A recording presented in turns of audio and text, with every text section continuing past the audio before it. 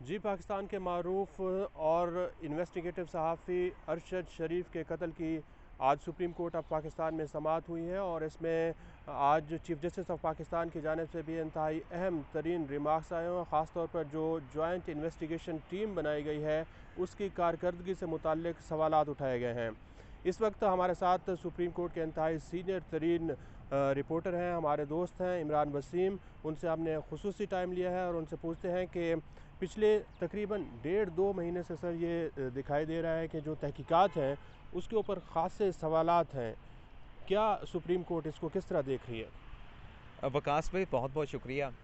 सबसे पहले तो जो आपने मेरा तारुफ़ कराया ना सीनियर तरीन, यार ये जो सीनियर तरीन वाला लफ्ज़ है ना, मुझसे ये कसम से ना सीनियर तरीन का लफ्ज़ डाइजेस्ट होता है, ना ही मैं अपने नाम के साथ चौधरी लिखता हूँ। ये डाइजेस्ट ही नहीं होते, मुझे अजीब से लग रहे होते हैं।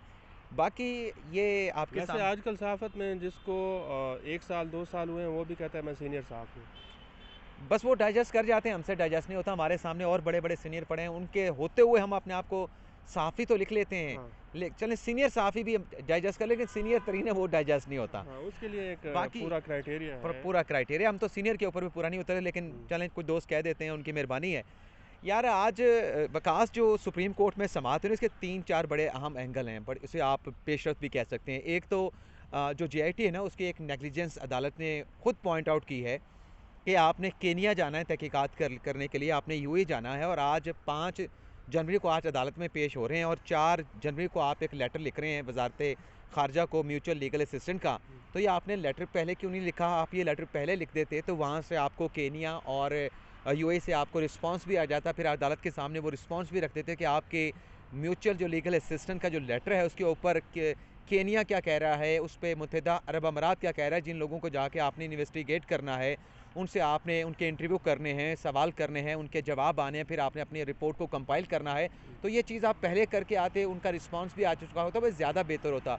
तो अदालत ने तनबीह कर दी है JIT को कि अब आपने जो भी काम करना है वो ऐसा ना हो कि आप तारीख आपकी सुप्रीम कोर्ट में लगी हो और एक दिन पहले आप इस तरह के लेटर जारी करके अदालत में आकर रिपोर्ट्स के पेश करें, तो इसे एक्सेप्ट नहीं किया जाएगा। दूसरा, आज अरशद शरीफ साहब की जो बेवा उनकी अहलिया पेश हुई हैं, उन्होंने 2 बड़ी अहम बातें की हैं। एक तो उन्होंने कहा कि जो JIT तहकीकात कर रही है उसके 2 अरकान जो हैं, जो हम समझते हैं कि अरशद शरीफ साहब के कत्ल के नॉमिनेशन मुल्ज़मान हैं, जिन्हें हमने नॉमिनेट किया है, वो उनके सबॉर्डिनेट हैं, उनके मातहत हैं, तो हमारा उसके ऊपर एतराज़ है। और 3 नाम अरशद शरीफ की अहलिया ने दिए हैं सुप्रीम कोर्ट को, जिसमें एक AD ख्वाजा सिंध के जो साबिक IG रहे हैं, एक जनरल रिटायर्ड हारून असलम। जब राहील शरीफ की अपॉइंटमेंट हुई थी तो उस दौर में जितने जनरलों के नाम आए थे उसमें उनका नाम भी शामिल था। और एक जनरल रिटायर्ड तारिक खान, अभी जो मरासले का खान साहब जिक्र किया करते थे कि मरासला आया, इसकी तहकीकात कराएंगे, तो एक जुडिशल कमीशन भी इमरान खान साहब ने अपने वजारत उज़्मा के दौर में बनाया था, उसका जो सरबराह बनाया गया था वो जनरल रिटायर्ड तारिक खान को बनाया गया। तो ये 3 नाम आज अरशद शरीफ की अहलिया ने दिए हैं, लेकिन चीफ साहब ने कहा है कि 2 जर्नल रिटायर्ड हैं, एक तो रिटायर्ड अफसर इसमें शामिल नहीं हो सकते। और AD ख्वाजा के हवाले से चीफ साहब ने कहा है कि ये 22 ग्रेड के ऑफिसर हैं, आप इत्मीनान रखें, आप JIT को तहकीकात करने दें, बड़ी बेहतर तहकीकात कर रही है। और जो हमारे सामने पेशरफ रिपोर्ट आई है, चीफ साहब ने ओपन कोर्ट में कहा कि हम उसके अंदर कुछ ऐसी चीज़ें हैं, बड़ी गहराई तक ये JIT की है जो हम अदालत में बयान नहीं कर सकते। तो आप यकीन रखें, एतमाद करें, JIT आगे बढ़ रही है, और हमारा भी यही मकसद है कि ये एक बड़ा हीनियस क्राइम हुआ है, इसकी तहकीकात होनी चाहिए, इसके जो भी मतलब फाइंडिंग है वो सामने आनी चाहिए कि कौन इसके जिम्मेदारान है। जो और इनिशियल रिपोर्ट JIT को एक और जिम्मेदारी भी सौंपी है, बल्कि यूँ कहें कि गाइडलाइन दी गई है कि एक तो आपने ये कर रहा है कि अरशद शरीफ को पाकिस्तान से डिपार्ट क्यों करना पड़ा, जाना क्यों पड़ा, ये इसके महरक़ात आपने तलाश करने हैं, ये जानने हैं, ये भी आपने अपनी रिपोर्ट में लिखने हैं। दूसरा, उनसे कहा गया है कि आप जा रहे हैं UAE और अपना मुत्तहिदा अरब अमारात, अपना केनिया, आप अपनी तैयारी करें, आप अपने सवाल तैयार करें, ताकि आप वहाँ पे जाके जिन लोगों को आपने इन्वेस्टिगेट करना है, आपको पता हो कि किस बंदे से आपने कौन से सवालात पूछने हैं, कौन कौन से एंगल से आपने उसको इन्वेस्टिगेट करना है, उसको इंटरव्यू करना है। तो ये आप यहाँ से तैयारी करके जाएँ, जब तैयारी करके जाएंगे तो आप बेहतर इन्वेस्टिगेशन, बेहतर चीज़ें जो है वो वहाँ से जो है वो इकट्ठी कर पाएंगे, अपनी उसे रिपोर्ट का हिस्सा बना पाएंगे। दूसरा गाइडलाइन जो दी है JIT को चीफ जस्टिस की जानिब से, कि जो गैजेट्स थे अरशद शरीफ साहब के, वो आज तक वो नहीं मिल सके, कि उनका जो लैपटॉप था, उनका जो मोबाइल फ़ोन था, वो किसके पास है, वो अभी तक ट्रेस आउट नहीं कर सका। वो अभी सरफेस नहीं हुआ कि इसके पास है। तो जीआईटी को ये टास्क भी दिया गया है कि आप जाएं और ख़ास तौर पे आपने ये पता चलाना है कि उनके जो गैजेट्स थे वो क्या केनिया की पुलिस के पास हैं, क्या केनिया की इंटेलिजेंस एजेंसियों के पास हैं, या जो मेज़बान थे अरशद शरीफ के वहाँ पे खुर्रम और वकार दोनों भाई कहा चीफ साहब ने, खुर्रम और वकार का नाम नहीं लिया, उनका जो दोनों भाई थे क्या उनके पास है, ये भी आपने पता चलाना है। और चीफ साहब ने कहा जीआईटी के सरबराह से कि वो गैजेट्स अगर आपको मिल जाते हैं तो हो सकता है कि आपको कोई ऐसी इंफॉर्मेशन मिले जो आपको बड़ा ब्रेक थ्रू दे सकती हो। अच्छा, जो इनिशियल रिपोर्ट जीआईटी की थी, फैक्ट फाइंडिंग एक रिपोर्ट आई थी, उसमें कोई पेशरफ्त तहकीकात के हवाले से हुई है या वो भी सिर्फ खानापुरी की गई है? देखें वकास साहब, वो जो पहले जीआईटी बनी थी ना, वो फैक्ट फाइंडिंग जीआईटी बनी थी।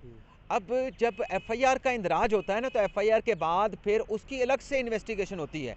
अब ये जो इन्वेस्टिगेशन स्पेशल जीआईटी बनाई गई है, ये अपने तौर पे भी तहकीकात करेगी और उसके साथ साथ जो इससे पहले जीआईटी हुकूमत ने बनाई थी, जो केनिया भी गई थी, मुत्तहिदा अरब अमारात ने भी गई थी, उसने जो मवाद इकट्ठा किया था वो मवाद भी इस रिपोर्ट में शामिल होगा। तो ये बड़ी एक कंप्रीहेंसिव जो है वो इंक्वायरी होने जा रही है, जिसमें पहले जीआईटी की रिपोर्ट भी शामिल होगी। और ये 5 रुकनी है, वो ग़ालिबन 2 रुकनी थी, ये 5 रुकनी, इसमें 5 आला पाए के जो एहलकार हैं, अफसरान हैं, उन्हें शामिल किया गया। और आज तो अदालत ने भी उन पर सेटिस्फेक्शन का इजहार किया कि कुछ ऐसी चीज़ें इस रिपोर्ट में हैं जो हम समझते हैं कि ये जीआईटी बड़ी गहराई तक जा रही है, बड़ी डेप्थ तक जा रही है, लेकिन अदालत में बयान नहीं कर सकते, अदालत ने कहा। अच्छा, जीआईटी के बारे में अमूमन ये तासुर होता है कि वो हुकूमत के ज़ेर असर होती है, तो ये बताएं कि कितनी हद तक गैर जानिबदार होगी, आज़ाद होगी, खुद मुख्तार होगी?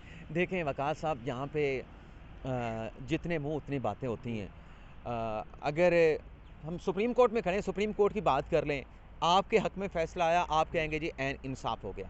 मेरे खिलाफ आया तो मैं कहूँगा जी लेकिन ये इंसाफ का कत्ल कर दिया। तो ये बातें होती रहती हैं, लेकिन उसके बावजूद ये बातें, कोई एतमाद का इजहार करता है, कोई अदम एतमाद का इजहार करता है, आप कहाँ जाएंगे मुझे बताएं? आपके पास ऑप्शन क्या है?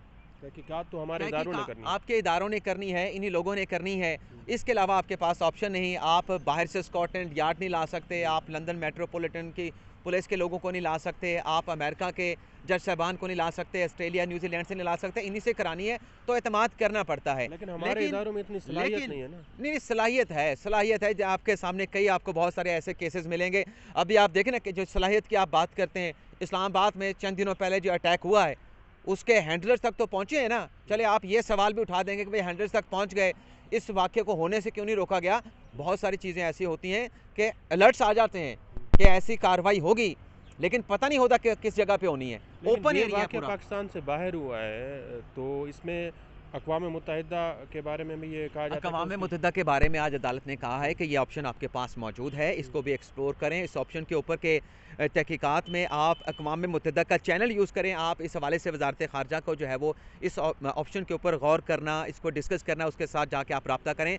और दूसरा, आपकी बात बिल्कुल ठीक है कि ये वक़ूआ पाकिस्तान में नहीं हुआ, ये वक़ूआ केनिया में हुआ है। और इस वक़ूए की जो तहकीकात है, ये जीआईटी तो यहाँ पे तहकीकात कर रही थी ना, यहाँ की चीज़ें तो कलेक्ट कर ली। आज अदालत में बताया गया है कि तकरीबन जो पाकिस्तान की हद तक तहकीकात है मुकम्मल हो चुकी है। अब चैप्टर जो यूएई का है उसके तहकीकात होनी है, फिर केनिया की तहकीकात होनी है, लेकिन असल जो इन्वेस्टिगेशन है वो केनिया से शुरू होनी है। वक़ूआ वहाँ पे हुआ है कि ये वाक़या कैसे हुआ, जो मेज़बान थे वो अभी तक वो शामिल तफ्तीश नहीं हुए। जो पहले जीआईटी गई थे उनके साथ ऐसा कोई कॉपरेट नहीं किया गया। और जो फायरिंग करने वाले केनियन पुलिस के एहलकार थे वो भी ग़ालिबन जो पहली जीआईटी केनिया गई थी उनमें से चंद लोगों को उनके सामने इंटरव्यू के लिए पेश किया गया, इन्वेस्टिगेशन के लिए, उनसे बातचीत के लिए, पूछगिछ के लिए पेश किया गया। लेकिन जो कुछ ऐसे उसमें, या एक ऐसा किरदार था पुलिस का, उससे पेश नहीं किया गया। उसके बारे में बताया गया वो ज़ख्मी हैं, वो पेश नहीं हो सकते। तो ये चीज़ें अपनी जगह पे मौजूद हैं। अगर वहाँ पे तहकीकात मुकम्मल होती हैं, जो किरदार है वो हमारी जीआईटी के साथ तावन करेगा, तो ये एक अच्छी फाइंडिंग जो है वो जीआईटी के जो है वो सुप्रीम कोर्ट और पाकिस्तान के अवाम के सामने पेश होगी। बहुत बहुत शुक्रिया इमरान वसीम साहब। आपने सुना कि देखें, सुप्रीम कोर्ट के अंदर इस पाकिस्तान के इंतहाई अहम तरीन जो सहाफ़ी हैं उनके कत्ल की समाअत हो रही है, और जो जीआईटी बनाई गई है अब उसने अपना काम करना है। केस की मज़ीद समाअत फरवरी में होगी, और ख़ास तौर पर पाकिस्तान की बिरादरी, जो सहाफ़ी बिरादरी है, वो भी इसको देख रही है। अरशद शरीफ मरहूम साहब के जो ख़ानदान है वो भी इस केस को देख रहा है, और पाकिस्तान के जो इदारे हैं वो भी इस केस में ख़ासी दिलचस्पी ले रहे हैं और इस केस को मंतकी अंजाम तक पहुँचाना चाहते हैं।